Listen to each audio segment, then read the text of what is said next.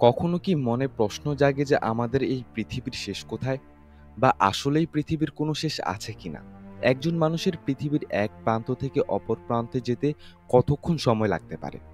অনেকেই হয়তো ভাবতে পারেন পুরো পৃথিবী পাড়ি দিতে একজন মানুষের সারা জীবন কেটে যাবে। যেহেতু পৃথিবীটা গোলাকার, তাই এর শেষ প্রান্ত বলে আসলে কিছুই নেই। এমন ধারণাও আমাদের মধ্যে কাজ করে। কিন্তু আমাদের গ্রহটা যেহেতু গোলাকার, তাই এর শেষ প্রান্ত বলে আসলে কিছু নেই। তবে নরওয়েতে একটি পাহাড়ের চূড়া আছে, যেখানে গেলে মনে হবে আপনি হয়তো পৃথিবীর শেষ প্রান্তে এসে দাঁড়িয়েছেন। এই জায়গার নাম প্রাইকেস্টোলেন। এটি পালপিট রক হিসেবেও পরিচিত। প্রাইকেস্টোলেন নরওয়ের বিখ্যাত পর্যটন কেন্দ্র। প্রাইকেস্টোলেন নামের অপার্থিব এই জায়গাটি নরওয়ের রোগাল্যান্ড প্রদেশের স্ট্যান্ড পৌরসভায় অবস্থিত। এটি একটি বিখ্যাত পাহাড়ের একটি খাড়া ধার, যা লিউসেফর্ড থেকে ৬০০ মিটার অর্থাৎ ১,৯৮২ ফুট উপরে অবস্থিত। প্রাইকেস্টোলেন একটি দীর্ঘ সরু সামুদ্রিক খাঁড়ির পাশে অবস্থিত। ধারণা করা হয় প্রায় ১০,০০০ বছর আগে বরফের যুগে সুবিশাল হিমবাহের প্রভাবে জায়গাটি এমন আকৃতি লাভ করেছে। অতীতে প্যাগান ধর্মের লোকেরা এখানে উপাসনা করত। ১৯০০ সালে সর্বপ্রথম এই জায়গায় পর্যটন ব্যবস্থা চালু হয়। ২,০০০ ফুট উঁচুতে থাকা পাহাড়চূড়াটি প্রায় ৮২ বর্গ ফুট প্রশস্ত। এখানে পৌঁছতে পায়ে হেঁটে প্রায় ৪ কিলোমিটার পাহাড়ি পথ পাড়ি দিতে হয়।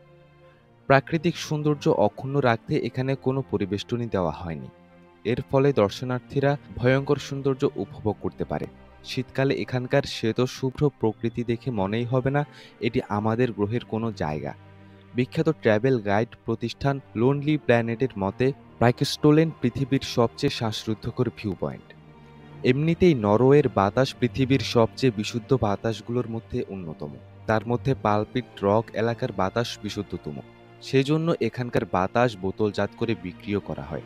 এখানকার ৮ লিটারের বোতল বাতাসের দাম প্রায় ১,৫০০ টাকা। দুঃসাহসী পর্যটকেরা নানা রকমের কর্মকাণ্ডের মাধ্যমে এখানকার রোমাঞ্চ আরও বাড়িয়ে নিতে পারে। Base jumping, wingsuit rope, walking, cliff hanging বা ফ্রি হ্যাঙ্গিংয়ের মতো নানা ধরনের অ্যাকশন স্পোর্টস বেশ জনপ্রিয়। সাম্প্রতিক সময়ে একাধিক পপ কালচারের মাধ্যমে বিশেষ এই প্রাকৃতিক জায়গাটি জনপ্রিয় হয়ে উঠেছে।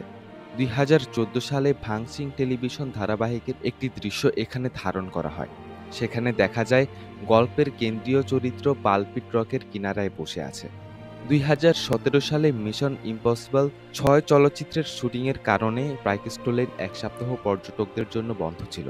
হলিউড অভিনেতা টম ক্রুজকে এখানে দুর্দান্ত অ্যাকশন দৃশ্য অভিনয় করতে দেখা যায়। তারপর থেকে প্রতি বছর প্রায় ৩ লাখেরও বেশি লোক প্রাইকেস্টোলেনে ঘুরতে আসে নয়নাভিরাম। প্রাকৃতিক সৌন্দর্যের কারণে জায়গাটি বিখ্যাত পর্যটন কেন্দ্রে পরিণত হয়েছে। শুধু প্রাইকেস্টোলেনই নয়, নরওয়ের সমগ্র স্ক্যান্ডিনেভিয়া অঞ্চলই ছবির মতো সুন্দর। এই ছিল আমাদের আজকের ভিডিও। ভিডিওটি ভালো লাগলে লাইক, কমেন্ট ও সাবস্ক্রাইব করে আমাদের পাশেই থাকবেন। ধন্যবাদ।